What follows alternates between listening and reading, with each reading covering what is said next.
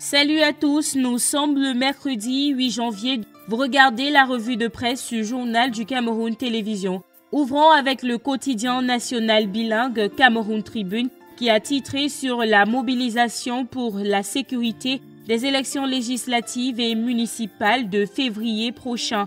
Le journal de Marie-Claire Nana renseigne que conformément à l'engagement du président de la République dans son message de fin d'année au sujet du déroulement des opérations électorales sur l'ensemble du territoire, des dispositions ont été prises pour renforcer la sécurité dans les régions du nord-ouest et du sud-ouest en particulier. Le journal parle de 350 gendarmes déjà au sud-ouest en vue de ces élections. Des précisions en pages 2 à 3 de Cameroun Tribune paru ce mercredi 8 janvier 2020. Cette même information est reprise par le journal Le Quotidien qui titre en pied de page « Sécurisation des élections législatives et municipales du 9 février 2020 ».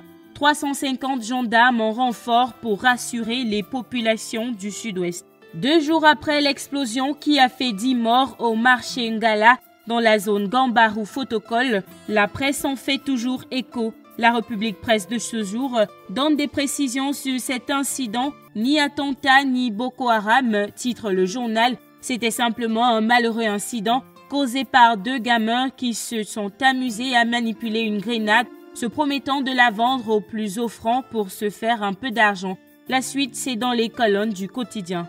Bilan des 1 an du gouvernement Diangoûté, la presse en parle toujours. Et qu'au matin de ce jour ressort les bons et les mauvais points de ce gouvernement, avec les mauvais visiblement plus nombreux que les bons.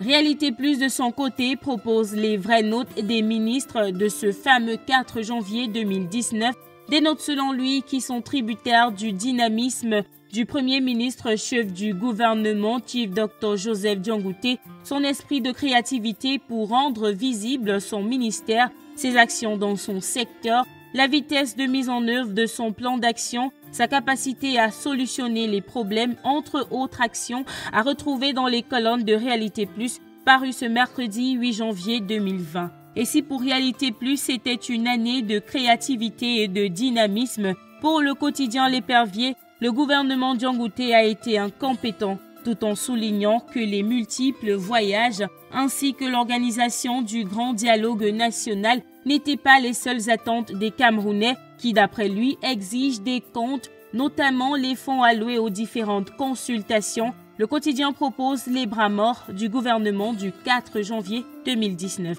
Et puis Mutation qui retrace le quotidien des docteurs recalés du recrutement spécial de 2000 enseignants dans les universités d'État qui continuent leur grève de la faim. Le journal indique que cela fait déjà plus de 3 semaines que ces titulaires du PhD réclament justice. Ce quotidien est retracé en page 9 du quotidien Mutation, paru ce mercredi 8 janvier 2020. Terminons en sport avec Cameroun Tribune qui revient sur la cérémonie des CAF Awards 2019 qui s'est tenue en Égypte hier mardi 7 janvier 2020.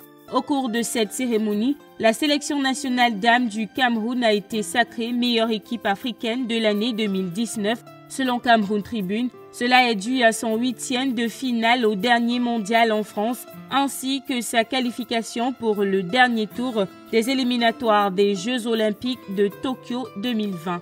Et c'est sur cette information sportive que nous mettons un terme à cette édition de la revue de presse du Journal du Cameroun Télévision. Merci d'avoir regardé. À la prochaine.